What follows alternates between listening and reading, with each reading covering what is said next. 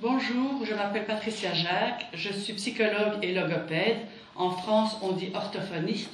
Et j'ai créé 5 jeux de langage qui s'adressent à des enfants de 5 à 11 ans pour développer l'articulation, la formation des phrases, la lecture et l'orthographe. Je vais vous expliquer ici le jeu La promenade des liaisons.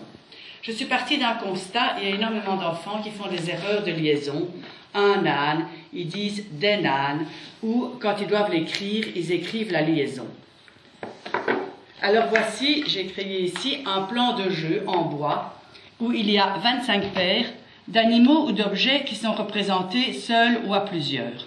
Vous voyez par exemple un Indien, des Indiens, une hirondelle, des hirondelles, etc.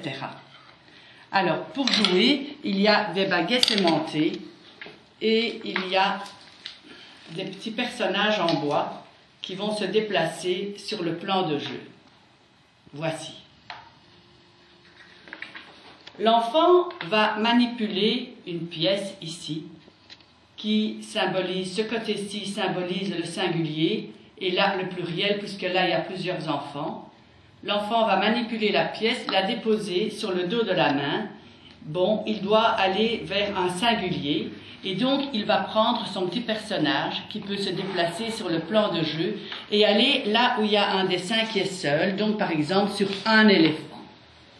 Alors l'autre doit chercher là où il y a des éléphants et poser son petit bonhomme dessus.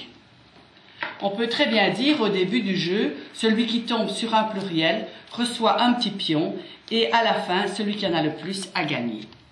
Ainsi, l'enfant va intégrer les structures correctes, une oie, des oies, un œuf, des œufs, etc. Alors après, on peut évidemment le faire au niveau du langage écrit. Et alors là, l'enfant va être invité, il y a un petit carnet, des crayons, et il devra en plus écrire le nom du dessin sur lequel il est tombé.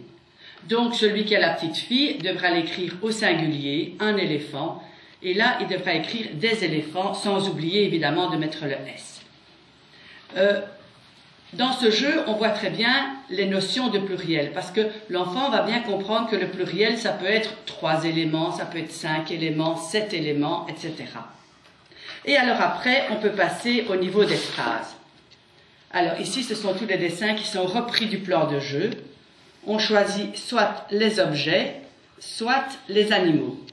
Dans notre exemple, celui qui est tombé sur un éléphant doit écrire la phrase au singulier, l'éléphant a des défenses, et l'autre la phrase au pluriel, les éléphants boivent dans l'étang.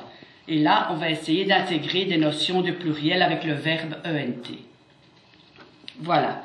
Alors, il y a bien sûr un petit fascicule explicatif, donc où il y a les buts du jeu, le matériel et les règles. D'ailleurs, les buts du jeu sont repris ici sur les boîtes, de telle sorte que si vous savez directement la boîte que vous devez prendre en fonction de la difficulté que vous voulez travailler. Alors, ce jeu existe en 2 versions. Une version pour 2 joueurs, qui est celle-ci, et une version qui va de 2 à 4 joueurs. Alors ici, il y a 4 plans de jeu. Chaque enfant a son propre plan de jeu et on joue de la même manière. Donc il y a un enfant qui va manipuler la pièce, il va tomber sur un singulier, les 3 autres font le pluriel.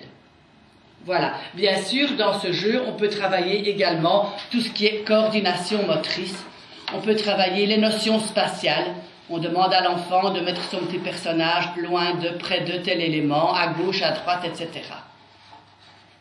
Voilà pour l'explicatif de ce jeu-ci.